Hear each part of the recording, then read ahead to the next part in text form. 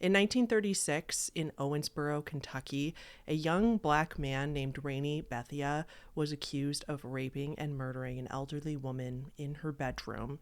He then was accused of stealing some of her jewelry and fleeing the scene. Rainey was quickly arrested. They found his black ring and his fingerprints at the scene, as well as a shoe print that matched his.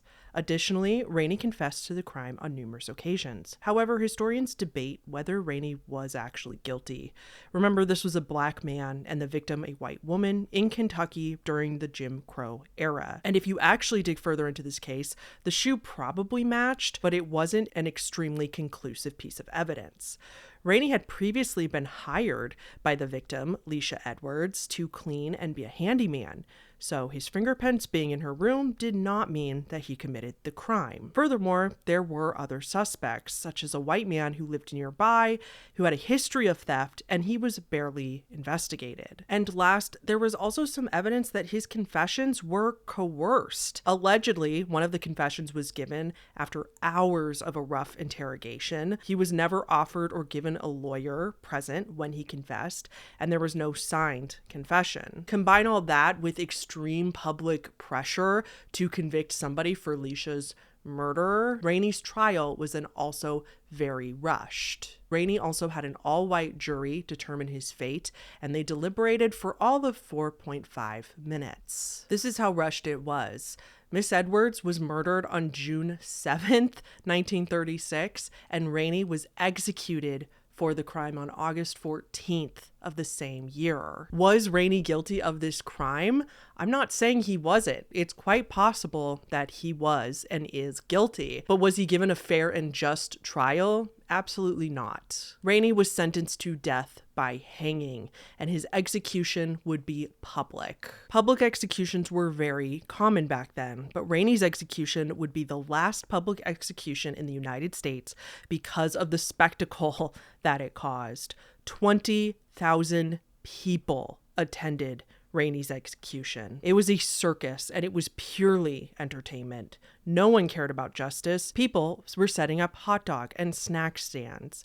Others were selling souvenirs. People brought their children. The sheriff at the time was also a woman, Florence Thompson, so that also gave the case nationwide attention. The execution itself also didn't go well, details that I'll spare you. It was such a spectacle and so embarrassing for Kentucky officials that it was the last public execution that would ever take place in the United States. But the point of the story is that humans love violence. We love it. We will use it as entertainment, and it's in most parts of our media. In today's video, we're going to explore what I like to call modern day public executions, which is the real gore and shock content that circulates like a virus online. We're going to be talking about how gore is treated online. We're going to be talking about plagued moth. We're also going to talk ethics and psychology. Before we get into today's actual topic, I want to announce the fundraiser for this video. Many of you are probably already aware of this, but ICE is murdering citizens in the street. At least 6 people have died because of ICE in just 2026, and it's not even the end of January. And they just killed a man for practicing his first and, ironically, his Second Amendment legal rights. So I'm setting up a fundraiser for this video, and it's going to be for the National Immigration Project. They have really great ratings. They're a really great, transparent nonprofit. Their whole goal is to help immigrants with legal fees and help set them up for legal defense. So I'm going to be donating $300 in total. I'm going to donate $100 to the National Immigration Project, which is today's fundraisers. You'll see it down below. I will have already donated and started the fundraiser going. And then I'm going to be donating $200 to my local immigration nonprofit, which is the Advocates for Immigrants in Detention Northwest. That is because I am a Washington State resident, and I have been reading about the best ways to help. And it turns out one of the best ways to help is to donate to your local immigration rights charities to help people in your local area because they don't get as much attention. So I just want to raise $500, including my $100 start from you guys. If you can just donate even just a couple dollars, if you don't have time to do too much else, your couple dollars will go a long way for human rights. The reason these kinds of nonprofits are important is because ICE is able to thrive when people cannot afford legal counsel, which often immigrants can't. But also look into your own local nonprofits as well if you can. If you don't have any money to donate, that's totally understandable given gestures generally, but remember there's always free ways that you can help. You can email your representatives so you don't even have to get on a phone call. You can leave them voicemails as well, or you can volunteer if there's volunteer opportunities in your local area to help people leaving detention centers, etc., etc. All this information is going to be in the description, as well as a receipt for my $200 donation to my local charity, just in the name of full transparency. And thank you guys so much for letting me take a moment. Now, I wanted to make it clear that I was donating part of the proceeds of today's video to those companies before we get into the sponsor. So we're going to do the sponsor really quick as well, and it'll be real quick, I promise. You know that feeling that you get when you suddenly remember something in your future that you get to look forward to? You're sitting at work and you remember that TV show that you get to go home and watch later, or you like suddenly remember that you have that concert to go to in a few weeks that you're so excited for. That's the feeling that I get when I remember that I have Factor meals in my fridge and I have a delicious lunch waiting for me without the prep or the cleanup. Factor is sponsoring today's video, and I want to show you the top tier meal that I ate from my last box. I tried one of their premium meals, and let me show you footage of this steak. It was truffly and divine. I wish you guys could smell this through the screen. I don't understand how they do this. I had every last bite of this meal, and I will be making this one part of my regular Factor rotation. Factor delivers fresh, never frozen, dietitian approved meals right to your front door. They offer unmatched convenience because their meals can be heated up in as little as 2 minutes, and you get to skip the prep and the cleanup altogether, making Factor perfect for office lunches or those nights that you just don't want to cook. Factor bans 175 ingredients, keeping their meals nutrient dense to support your overall wellness, energy, and strength. Or if you're like me and you just want a way to eat a few more vegetables. They also have breakfast, they have shakes, they have smoothies, they have salads, and a menu of over 100 meals to choose from every week. Head to factor75.com, or you can click the link that will be right under this video at the top of the description and use code HannahTheHorribleFB50 for 50% off your first box plus free breakfast for a year. That's code HannahTheHorribleFB50 for 50% off your first box plus free breakfast for 1 year. Offer only valid for new Factor customers with code and qualifying auto-renewing subscription purchase. Thank you, Get2 Factor, for being an amazing sponsor. Now let's get back into the video. Okay, so let's start with what gore and shock content is, because gore and shock content are actually two different things, even though they overlap. Shock content often depicts gore content, but gore content is not always for the purpose of shock content. Shock content refers to any online media that the purpose of it is to, you guessed it, shock the viewer. The specific intention is to disgust, disturb, or elicit fear in whoever is watching. The content is either real, so we're not talking horror movies here, or it is trying to at least seem real, to depict something realistic. Shock content is also content that circulates online with the intention of surprising a viewer. So a popular form of this is sneaking it into innocent looking content or pranking a friend by sending it to your friend and saying, hey, check out this cute video of a dog, and then it's somebody sawing their leg off. An example of this, a couple years ago, it went really viral that there was this video going around TikTok of this innocent girl dancing. This was the video, I made a video on this back then, and this girl was just dancing, dancing, dancing, and then suddenly it would cut to what I believe was a cartel video. It was an extremely violent execution of a person, I believe, in a bathtub. But it was being sliced into innocent looking videos to trick people into watching it on TikTok, which is extra problematic since a lot of TikTok users are young and or minors. This traumatized many people. Now, the thing about shock content that's different from gore is that shock content can be either sexual or violent. Sexual shock content examples would be like Two Girls, One Cup, Goatsy, or Lemon Party. Not recommending that you look those up if you don't know what they are. Just trust me on that. A violent shock video, so both a shock and gore video, would be like Ronnie McNutt, which was a extremely sad case, cartel videos, which I think most of you probably know what's in those. Again, I'm not going to get graphic or detailed about the videos, but I am going to tell you what they generally are for the sake of making it clear. So cartel videos typically depict beheadings or torture. Three Guys, One Hammer is one of the most infamous videos, which depicts the murder of a person we're going to talk about later. And the video is well known for not just how graphic and brutal it is, but for how nonchalant and delighted the perpetrators seem to be carrying out the crime. So these are gore videos, but they're often used as shock content as well. Some people will just go seek out these types of things online to watch them to fulfill their morbid curiosity or whatever their reason might be.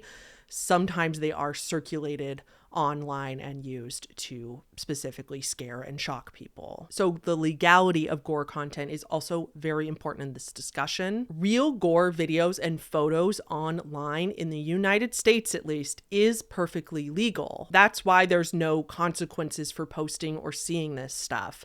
So when people post it on social media platforms, they do get banned from the platform or it gets taken down because the platform itself has different rules than US law. So YouTube and TikTok want to be advertiser friendly, so they don't allow that kind of stuff per their TOS. But in general, seeking it out or watching it is not illegal. It actually falls under free speech. I kind of equate it to cannibalism. It's similar to cannibalism where, like, in most states, cannibalism is actually legal, and people are often shocked to learn that. Cannibalism itself is actually legal. It's just that the way you get to cannibalism is almost always not legal. So watching or possessing these videos is not illegal, but obviously if you were involved in any way, shape, or form of the production of the video, that would be illegal. Now, a very important distinction here is that sexualized violent content does not always fall under this free speech category. That is why CSAM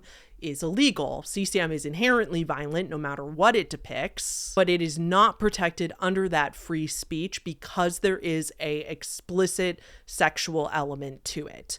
Obviously not sexual for the victim, but sexual for whoever is seeking it out and watching it. In case people are wondering why CSAM is a very, very serious crime, as it should be, and watching just regular violence is not. So why does this stuff show up online? What is the motive for posting this kind of stuff? There are websites online devoted to only showing gore content. So I want to talk about why those exist, but why it's so enticing for these random creeps to trick people into watching it. We used that example of the dancing girl earlier on TikTok that was going really viral because it was tricking people into watching a cartel video. But other examples that have happened in recent times would be Ronnie McNutt. His video depicted himself passing away by his own hands, and it went massively viral online, and people were sharing it and posting it and making other people watch it everywhere. So many people I saw anecdotally saying that they saw that video, they didn't want to, but they were tricked into seeing it and then were extremely traumatized. Another example that just happened last year was the whole Minion AI filter thing over on TikTok. I also made a video about that. People were taking classic gore videos and putting a Minion filter over it so that those kinds of videos wouldn't get taken down, at least quickly, or if at all, by TikTok, because it wasn't actually violating the TOS. So it would often have the audio of the video and like very vague looking what people thought the video was, but it wouldn't actually be graphic. So could still be really traumatizing for some people to kind of read in the comments about what is happening in the video or to hear the audio, but nothing like actual no blood on screen. And I'm fairly confident that the people doing the Minion filter thing was specifically to bypass moderation filters. But those Minion videos did lead to a lot of people trying to figure out what video was the original video with the filter on it, and then therefore going to seek it out on their own. So what's the deal? What's the motive? Surprisingly, surprisingly, based on what I know, it's not actually money. It's not like what we just talked about with Elsagate in the last video, where they were raking in thousands and thousands of dollars, and that was the real motive for making that inappropriate content. Now, obviously, I can't speak on the motive of every person that's ever done something shitty ever online, but I think I do understand the motive for people doing this. And I honestly think that for a lot of it, it's trolling, weird trolling. This content often evokes rage in people who didn't consent to see it. That rage will often equal engagement in the video and make this kind of thing go viral. The topic then goes viral, and creators such as me and other creators in my niche start talking about it and making videos about it with the intention of making people aware of it and careful, and also making sure that they are watching what their kids are watching online and just general commentary. But ironically, it probably, in all honesty, makes the creators of the trend or the videos probably pretty happy that then people are talking about it. This enragement equals engagement equals a reward system from the algorithm. These trolls take pleasure in traumatizing people and in scaring people, especially knowing that there's a lot of minors on these types of apps. They like scaring and traumatizing people, even if they don't directly get to see each person get traumatized, because it gives them a sense of power. They feel powerful because they started something online that a lot of people are talking about, but they also feel powerful because they got to control how somebody else reacted and how somebody else felt. They were the reason that somebody else felt scared or traumatized. I personally do think that that is the main motive, is just feeling powerful without any consequences, because it's very anonymous. Okay, now in this section of the video, we really can't talk about gore content online without talking about the downfall of Plagued Moth. Now, I think many of you are probably surprised by the thumbnail to see that I am going to be talking about him. So Plagued Moth, or Dylan, was / kind of is still a content creator who was in my general niche, the creepy and disturbing niche. He became popular on YouTube at one time. He amassed over 400,000 subscribers, and he was really known for going there, making the dark videos that no one else would touch, and he positioned himself as someone who was willing to get demonetized and age restricted. In fact, saying sometimes that his entire channel was not monetized at all.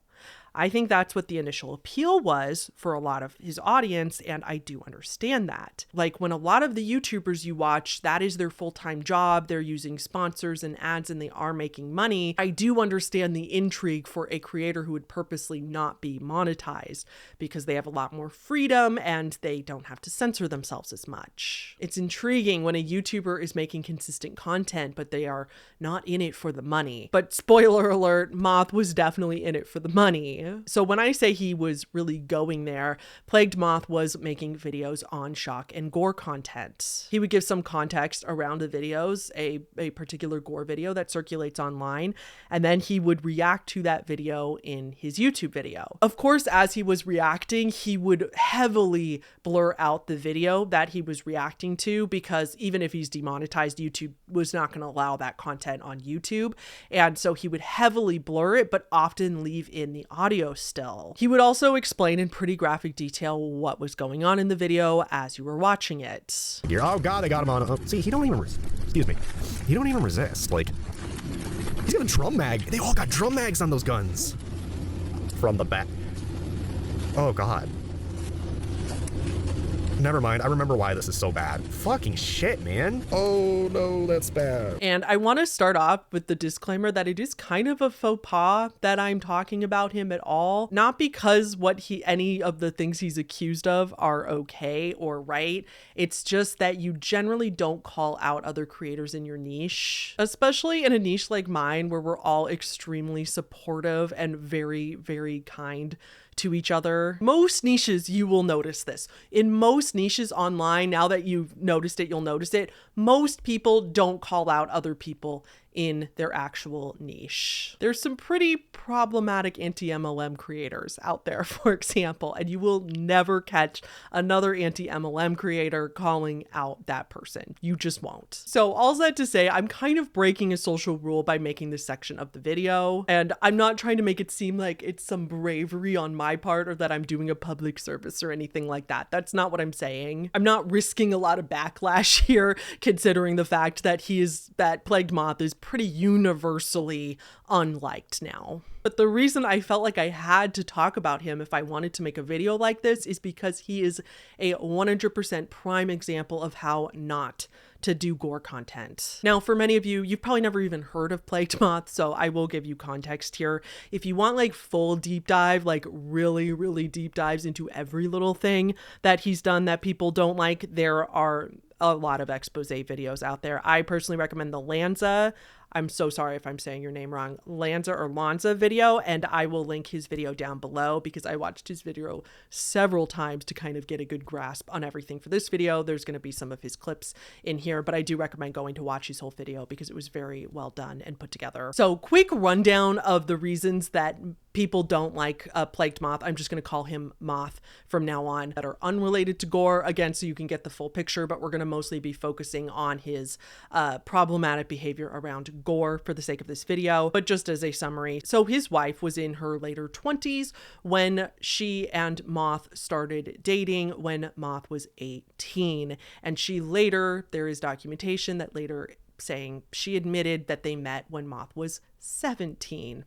So he was underage, and who knows when they actually met. She claims it was 17. Who knows? Obviously not making an accusation because I don't know. So some people speculate that the reason that Moth possibly makes questionable choices in his life is because he was groomed by his now wife.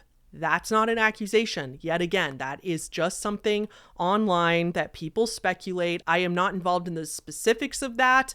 I personally find that weird at the very, very least, but there's no evidence that anybody committed a crime anywhere in that realm, just to be very clear. So the other big problematic thing that Moth used to do, unrelated to Gore, was ask his subscribers to send nudes, especially on Twitter. And I remember because we were mutuals on Twitter at one point before I believe his account was banned. And I remember specifically seeing him asking people, if you're over 18, you can send me nudes. It's my birthday, yada, yada, yada. He would go on to deny that he ever did that, but there's literal documentation of it. I don't have to tell you that that is an extremely inappropriate abuse of your power as a content creator. Imagine me going on Instagram and asking all my 18 plus subscribers, hey, it's my birthday. You're welcome to send me dick pics if you want. Generally, if you are going to do a thing, maybe just stop for a second and ask yourself, is the thing I'm thinking of doing a thing that Onision would have done in his day? And if the answer is yes,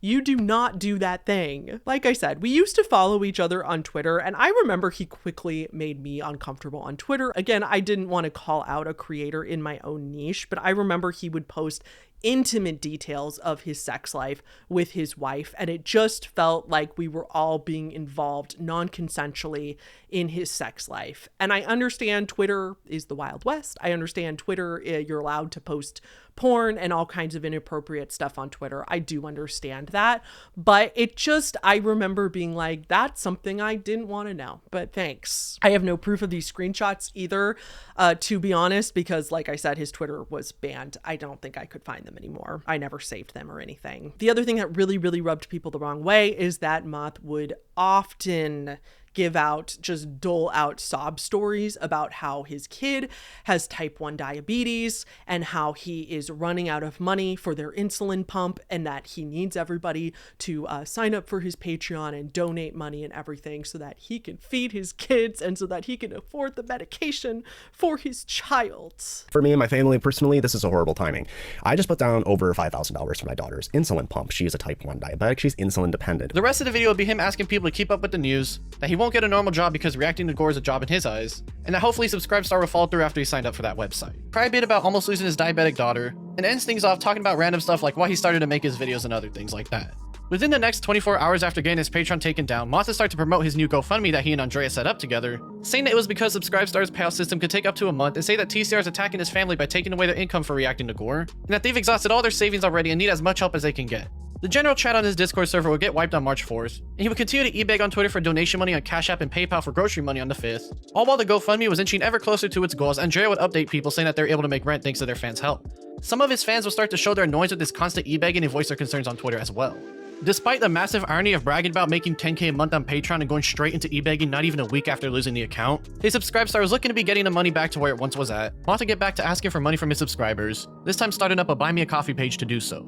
As more people started to question why he keeps asking them for money, with his fans defending him, saying this to secure a better future for his kids, a friend of his will start to help him by setting up a raffle to pay for the expenses that he currently had. A small look into his dire situation would appear in his Discord server, such as stating how a bag of chips is all he had for lunch that day, that he's going to try to buy cheese, how his appointment is that day and he hopes he's charged at a later date, and that he's running low on basic necessities to make what is assumed to be bread. He'd also straight up say his bank account is in the negative and that the raffle needs more traction, going on to e-beg some more on Twitter as more and more people started to question why he keeps asking others for money so much online. He would act like it was his audience's job and their responsibility to make sure that his kid had the life-saving medication that they needed. People didn't like that. People had their own kids who needed to be fed or needed incredibly expensive medications. And it was his attitude about it. He wasn't just like asking for like, hey, I'm straight up asking for charity. He would act like it was an obligation, like it was something people owed him, because like basically implying, in my opinion, that like, well, if I'm gonna stop making content, if you guys don't give me a bunch of money, and you wouldn't want that, would you? Like, kind of like, you wouldn't want me, you know, to go do that, when I honestly just think he didn't want to get a real job. That type of behavior will never resonate with people. Begging for views and engagement just for the heck of it without earning it will never work on the internet. I promise you. That is influencer 101. The other thing was that he would turn around and talk about how he made $10,000 on Patreon this one month and then also be broke at the same time. It was very confusing. It rubbed people the wrong way. People also just don't like that he's just kind of a certified edgelord and just generally unlikable, kind of a clout goblin. He really doesn't want a real job. And I say that as somebody who has the same job as he did. It's ridiculous that this is a real job. It is just objectively ridiculous that we make money doing this. One of Moth's big breaks was that he got Wendigoon to collab with him. But from my understanding, from the receipts I've seen, he was pestering Wendigoon and other big creators to collab with him. I know that he was pestering at least Some Ordinary Gamers, I think Charlie as well, and Some Ordinary Gamers / Mutahar never collabed with him, never gave in. Wendigoon did end up giving in eventually. I don't hold ill will towards Wendigoon for giving in after being pestered, and he didn't really know at the time that Moth was such a weirdo, I think. So I'm not like throwing the book at Wendigoon or anything like that. So they collabed and it did very, very well for Moth. So Moth, like I said, had over 400,000 subscribers, and he was doing hundreds of thousands of views a video, had like 100% engagement rate, like content creators' dream. But continuing to pester all these creators, it just wasn't a good look. It was giving desperate and really didn't help with these clout goblin accusations. Okay, so then specifically, why do people not like him in terms of gore content? People started to notice that Plagued Moth was not respectful whatsoever to the victims that he was talking about in the videos. A huge one that people point to is the One Girl 99 Stomps video. The video depicts grainy footage from CCTV in an elevator in Russia. The video depicts what we believe is a 15-year-old girl. From reports, a lot is not known about this case, though. There's not a lot of information out there, and it's all in Russian, and there's translation issues and stuff. But from the little we do know, it was a 15-year-old girl that was the victim in this crime. So a minor, a child, and there's CCTV footage of her being mugged by a man who comes into the elevator lobby and starts to beat this poor girl to death. Afterwards, he then dragged her into the elevator and left her there to die, and then he fled the scene. There is a pretty famous, now well-known clip of Moth reacting to this video on his channel. Again, the video is very blurred, but he is kind of lighthearted, almost smiling, and then he starts to count how many stomps, because the video is called One Girl 99 Stomps. So he starts to try to count and get a total tally. Holy shit, what, are you done? 1, 2, 3, 4, 5, 6, 7, 8, 9, 18, 19, 20, 21, 22, 23. What did I say, like 22? It was a little over 20 stomps. Okay. Now, this was kind of common practice, though, just making jokes about the videos that he's seen, or just being not as serious or giving it the respect that these kinds of things deserved. And of course, it started looking pretty exploitative. He also had a video, one of these shock videos that was circulating online that allegedly had children in it. I know the video we just talked about had a child in it, but allegedly these had younger children in it. One video that allegedly had a baby as a victim that he saw. As far as I know, those particular videos did not have CSAM in them, but they were still violent depictions of actual violence against children, and people just were very confused how he could watch that as a father, even though I don't think you should have to be a parent to give something like that the seriousness it deserves. I think non-parents like myself can understand the gravity of a video like that. So while those videos did not allegedly have CSAM in them, unfortunately, there is a CSAM thing when it comes to Moth. And the truth is, I want to be clear, nobody really knows the truth. We don't have video footage of Moth watching CSAM, okay? We just don't have that. A lot of it is he said, she said. But I am going to get into this accusation because I do find it important. There's a very, very infamous CSAM video that is talked about in some of the darker corners online. It was made by a pedophile. The video not only depicts CSAM, but it is violent as well. Let's just say the person who made it is in prison for the rest of his life. Outside of the people who purchased this video from the pedophile who made it, outside of those people, as well as some law enforcement, I know the judge had to watch a lot of the video for the trial. And I know that it deeply traumatized and upset a judge who has probably seen everything. Outside of that select group of people, nobody has ever seen this video. And the whole internet's consensus is that nobody should ever see this video, even ethically, but also it's just a crime to watch this video or to see any of the video. It's a crime in itself. So Moth would say that he has never seen this video, that he doesn't want to see it, that he would never watch something like this. We are not going to view that. I have not viewed it. We're not going to download it. I don't know where to do that, and I don't want to do that, and I have not and will not do that. That's disgusting and illegal. Anybody could verify that that's stupid? I would be so far behind bars, it would be outrageous. But Moth seems to contradict himself a lot based on what he says versus what he writes down. So people have a screenshot of him talking to somebody in Discord. In a comment to them, he said he claimed that he accidentally saw some of this particular video on 4chan years back, and that he saw it by accident, but he did see some of it. But like I said, he then adamantly denies having ever seen it, claiming he'd be in prison if he had. Some people argue that it's impossible to accidentally come across a video like this, because seeing a video like this would require some websites and passwords and some, high-tech shit kind of stuff. But other people do argue that every now and then, even the most heinous illegal stuff does get circulated online, even if it quickly gets taken down. There were a couple other occasions that people claim is proof that he has seen or viewed this kind of stuff, not just this video, but in regards to another video. So I'm going to play a little bit of that. That was from a Slime Beast video, and I'm going to play a small clip of that. I'll also have his video linked below if you want to go watch it, but I'm going to show just a couple clips of him showing examples of Moth saying these things. It wasn't an accident. He actually admitted that he purposefully watched child.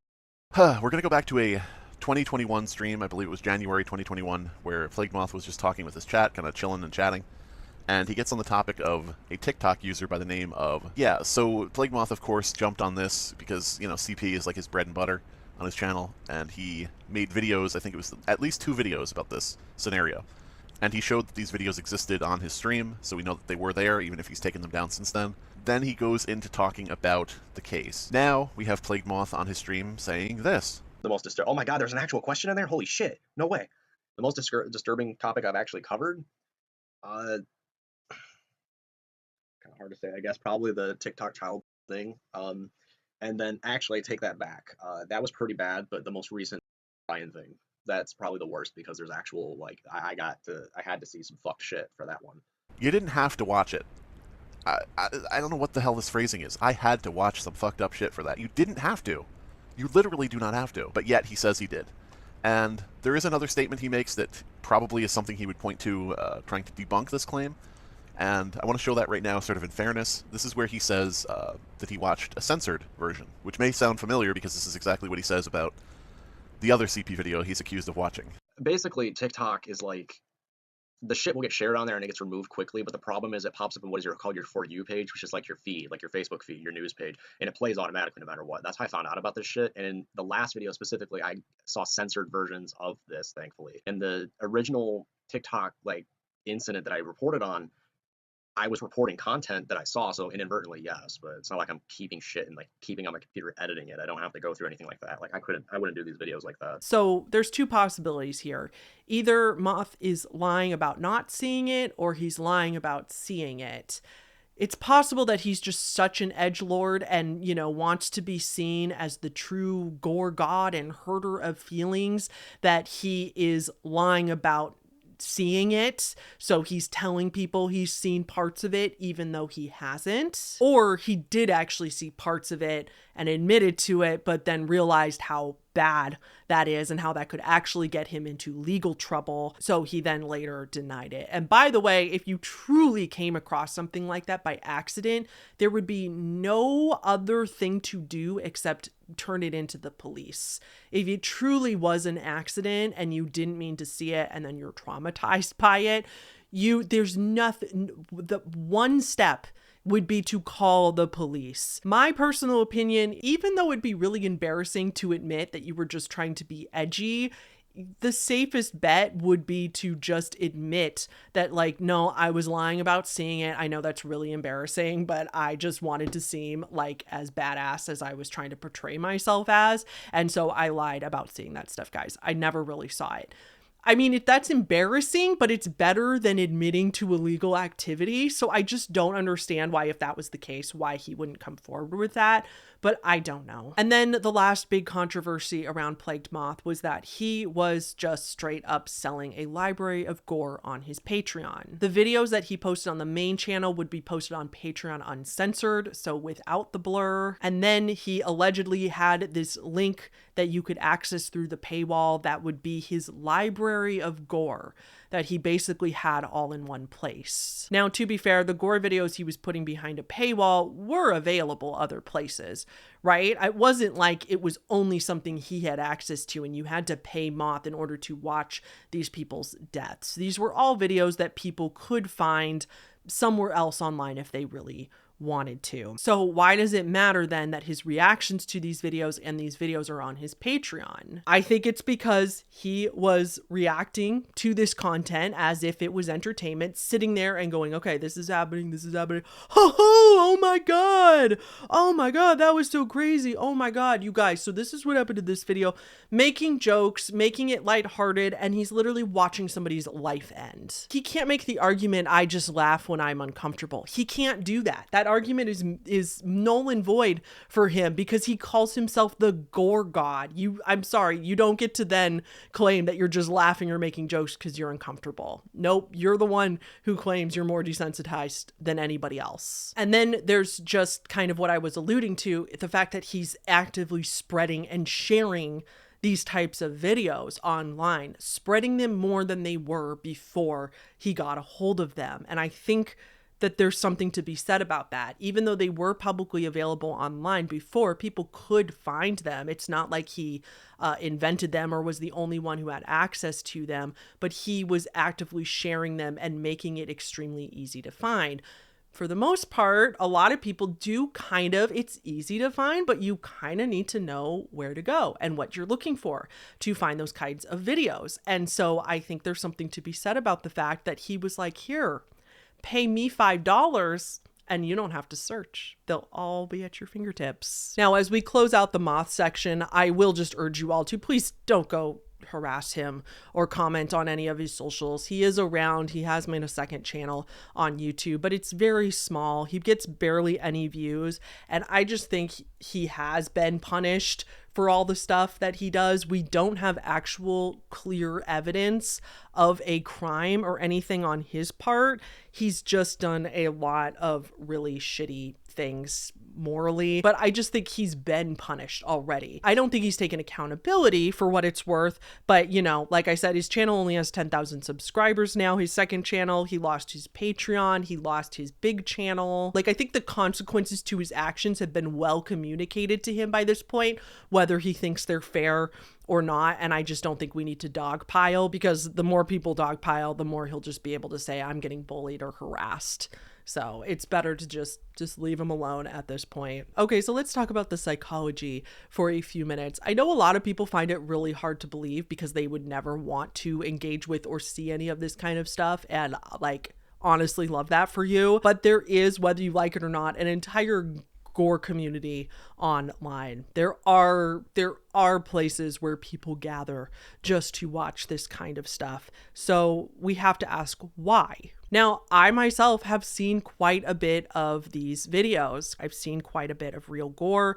Part of the reason is my job. Part of the reason is that just when you go down dark rabbit holes on the internet, you end up seeing things that you didn't mean to see, or you didn't want to see, or that you have to kind of see to understand a situation fully, to understand and get the entire story, the entire context, to be able to explain things correctly. I am a crime scene freak. I genuinely, and I don't say this as entertainment, I genuinely would love to be a crime scene processor. Like, I think that I would slay that kind of job. When my YouTube career dries up, I have seriously considered going to school for forensics and doing crime scene processing and analysis and stuff like that, because I find them so fascinating. So it is a big morbid curiosity for me as well.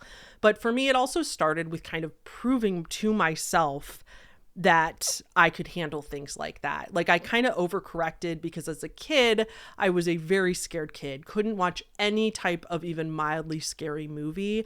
And so as an adult, I kind of corrected, and now I love horror. Horror is almost exclusively what I watch. However, going forward, I am making an effort to not watch that stuff anymore. I want to resensitize myself, honestly, because I think it'll make horror more enjoyable, but I also just don't want to exploit victims. I don't want to be part of the problem, part of the reason that these videos are taken to begin with. Okay, so to understand the psychology, let's talk about the arguments for and against. Some people have arguments for pro-watching, why they watch gore. Some people make the argument that, well, this is reality. Whether you see it or not, whether you want to see it or not, it happened, and we can't run away from that. And it's important for humans to understand what other humans are truly capable of. Basically, kind of the argument for not just like putting your blinders on and just pretending like the world is all sunshine and rainbows. And I kind of understand where they're coming from in that particular argument, as violence is often depicted extremely inaccurately in TV shows and movies. For example, a gunshot wound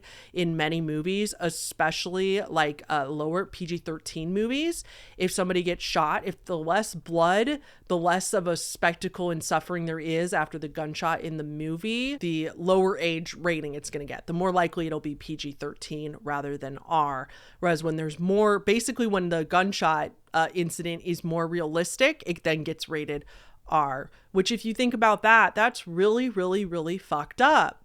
It's actually pretty fucked up to pretend like violence is not as violent as it is.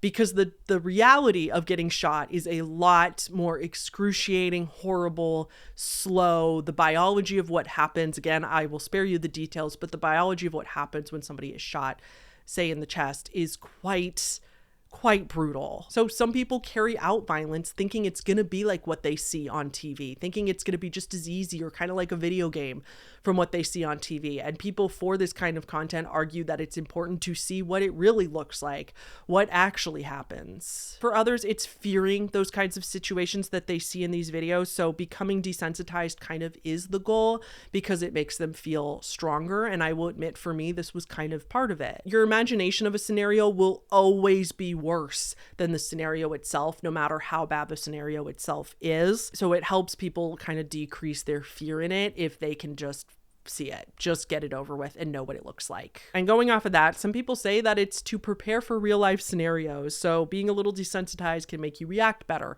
if you were ever in this kind of situation. Best gore is like all these videos of the terrible things happening in the world. People getting their heads chopped off, or like drug cartels chopping people up with chainsaws, or people getting shot in the face and all that kind of stuff.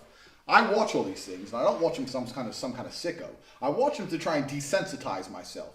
Because imagine one day you're sitting in Paris, you're sitting there having a fucking coffee, and terrorists roll through with AKs, and the person next to you has their brains blown out. You're going to stand there and be like, waiting to die like a motherfucker. I'm going to be like, bang, oh, I've seen that before. Okay, boom, boom, duck and dive in, take one terrorist out, next get the AK, go Rambo, take out all of fucking Pakistan like a G. I don't play games. Oh, wait. Never mind. But in all seriousness, there is a little bit of truth to what he's saying. Far be it for me to agree with anything Andrew Potato Chip has to say. But there was a study done that showed that horror movie fans, not real gore fans, were more emotionally resilient during the COVID-19 pandemic. And yeah, I would also agree that going through scenarios in your head, not shying away from them, can make you more emotionally prepared and better to not panic in that situation. But I would argue that watching gore isn't going to help you. There's a tiny bit of truth to what Potato Chip is saying, but overall he's wrong. You still can't accurately predict how you're going to react in a situation just because you've practiced it in your head or seen a video of it online. Tater Tot is implying that you could just like, oh, saw that before. Okay, I'm just going to spring into action. He really is just making it seem like he's secretly Rick Grimes in his murder jacket, and that's like all bubbled up in there, and he'll just spring into action when he needs to. Bad news for you, Tater Tot. Nobody will ever compare to the Rick Grimes in his murder jacket. For example, they have shown that people who are gun carriers do not actually help in mass shootings. Most of the time, hero in mass shootings take down the perpetrator by just like tackling them, not using a weapon at all, just getting them disarmed and stuff like that, like Good Samaritans. Gun holders, they have shown, run away just like everybody else. So in their heads, they might think, yeah, I just like pull out my men and I would just take down the bad guy, blah, blah, blah. And that's just not reality. Evidence has shown that that is not what happened. So he's wrong in that case. And then he's also wrong because I would argue that a better way to emotionally prepare for a situation like that would be like, I don't know, carry pepper spray, take a self-defense class, looking at where all the exits are and making a mental note of them when you're in a crowded place, talking to the people you're with about a good meeting spot if you're in a crowded place and you were to get separated. Those things are probably going to be more effective because they're empowering. They're telling you what you can do in a situation, not how you're powerless. So another reason never to listen to mashed potatoes. Okay, and then another reason people watch this, or their argument for it, is simply adrenaline. People do feel disturbed when they watch violence in both horror movies and in real life, and it does make them feel some type of way, but it's kind of cathartic as well. For others, it's that it's forbidden.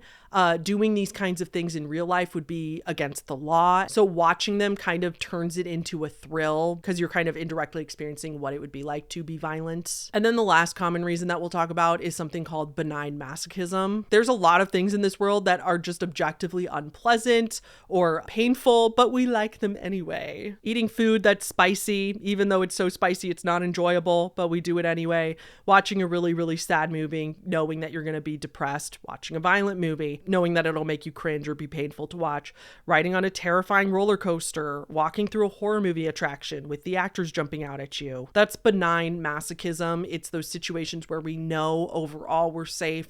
Logically, we're safe, but you kind of feel like what it would be like if you weren't. In actual dangerous situations, situation, there is evidence to show that our brains release dopamine, adrenaline, and endorphins. This is our natural stress response that we get in fight or flight. So like if we were being mugged or something like that, our brain dumps all those hormones on us in order to get our ass into gear, in order to give you a burst of power, a burst of energy, in order to decide what you're going to do. And they have shown that when you watch a violent movie, eat spicy food, go on a roller coaster, get that adrenaline rush, our brain dumps adrenaline, endorphins, and dopamine in the same way. So you kind of get that fight or flight high, that same kind of reaction without actually being unsafe. So then we have the arguments against watching this kind of content, and the other one that we kind of already talked about in the ElsaGate video about people being desensitized, especially young people being desensitized to violence can sometimes make them go on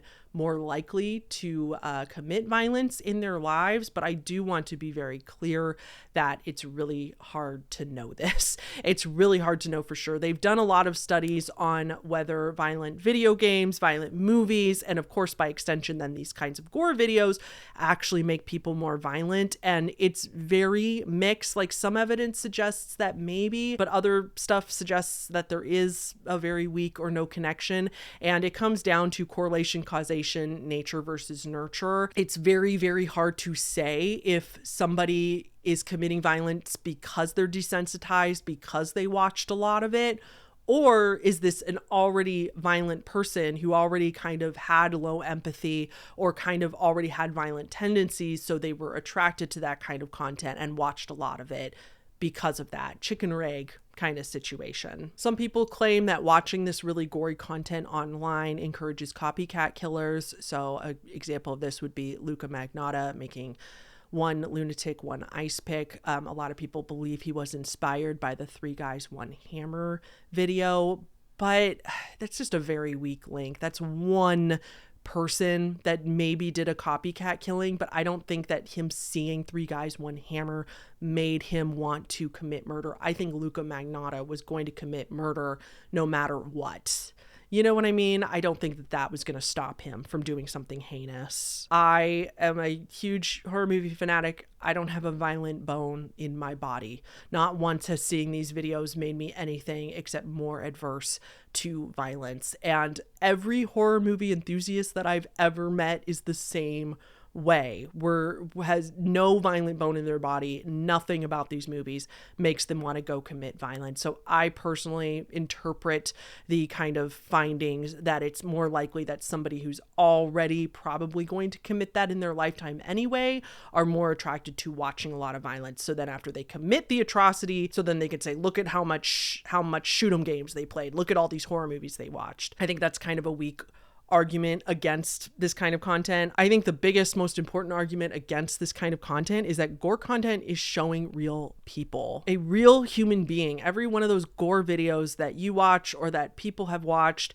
has that victim has a real family. They have children, they have friends, they have loved ones, they have coworkers, they have partners or a spouse, they have a job. They have hobbies, they have thoughts, they have feelings, they have a purpose, they have a bucket list. Maybe they wanted to start an herb garden next year and they died.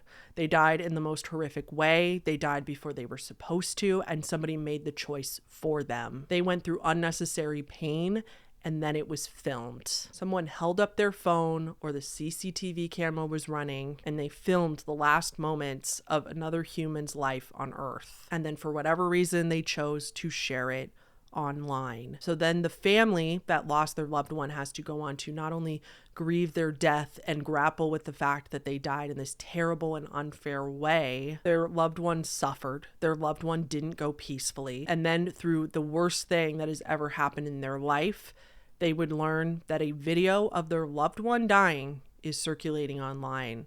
And little did they know, but dozens of people were going to send them that video and taunt them with it to make sure they've seen it. People are going to film their reactions watching their loved one die, and they're going to put it online. People are going to repost it. People are going to send it to their friends. People are going to try to trick children into watching it on TikTok, and people are going to laugh at them. People are going to laugh at their death. People are going to blame them for their death. And your mom's brutal murder, your dad's, your sister's, your brother's, your friends, your lovers. Their violent, slow death is online. And for years to come, you'll never be able to escape it. People will be reposting it and sharing it online. You'll never, ever get to move on with your life. And there'll be literally nothing you can do to stop it. It's completely legal. This is Sergey Yadzenko, and I apologize for saying his last name wrong. He's the victim of the 3 Guys, 1 Hammer video, and this is his wife holding a photo of him. Sergey had 2 sons. He had 2 daughter-in-laws, and he had at least 1 grandson.